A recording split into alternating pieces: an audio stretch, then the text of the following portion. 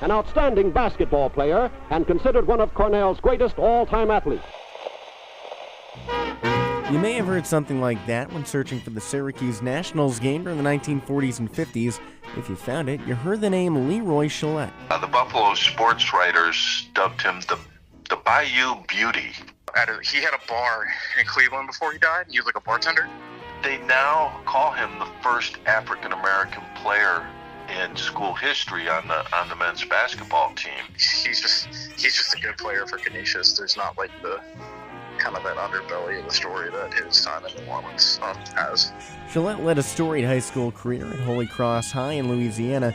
Author of Fight, Grin, and Squarely Play the Game, the 1945 Loyola New Orleans Basketball Championship and Legacy, essentially the book on Leroy, Ramon Antonio Vargas calls him a must-have for local colleges. Even though it's a freshman year, it turns out to be their best ball player in 1944-1945 season, in which culminates with the school's first of 2 national championships. After his freshman season at Loyola, Chollet transferred more than 1,200 miles north to Canisius. That's where Buffalo News columnist Eric Brady says Leroy shined brightest. Well, he was the first 1,000-point scorer in the history of Canisius, and he is in their Sports Hall of Fame as well. But that glory at Canisius only came after intense struggle. For that, we have to think about Leroy's brother, Leroy Chollet of Cornell. He weighs 185 pounds and stands 6 feet. Prepped at Holy Cross High School in New Orleans, he just completed his 4th year as a mainstay in the Big Red backfield. In the 1940s Deep South, word spread that Hillary, and by extension Leroy, were not entirely white. That he was in fact mixed race, passing as white, and he had a great-grandparent of his was black.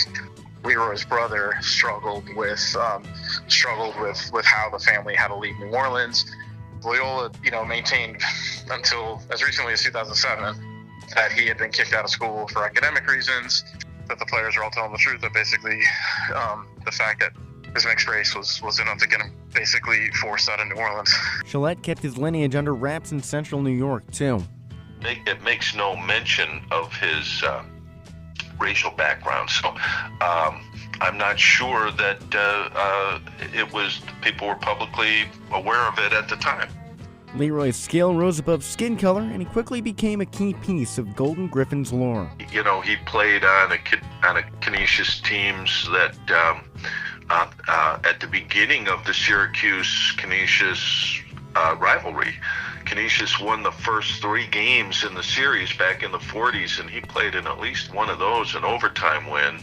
Canisius gave him ultimately he catapults to the NBA briefly, but he does, he makes it a finals. Leroy eventually moved on to Syracuse with the Nationals. While the racial prejudice relented, the interpersonal trials with player-coach Al Servey persisted. Chollet described trying to fight him in the locker in the hotel room after, because he's like, "You just cost us the game. We had this great chance."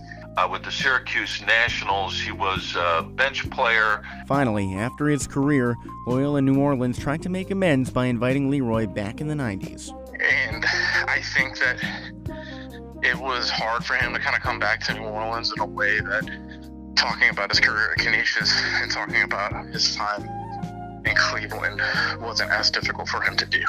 How can you truly reverse the pain for a family cut so deep? In New Orleans rests healing wounds for Leroy, who passed away in 1998. With Canisius live his records, and with Syracuse his name on an inaugural NBA roster. Jesse Cook, WAER Sports.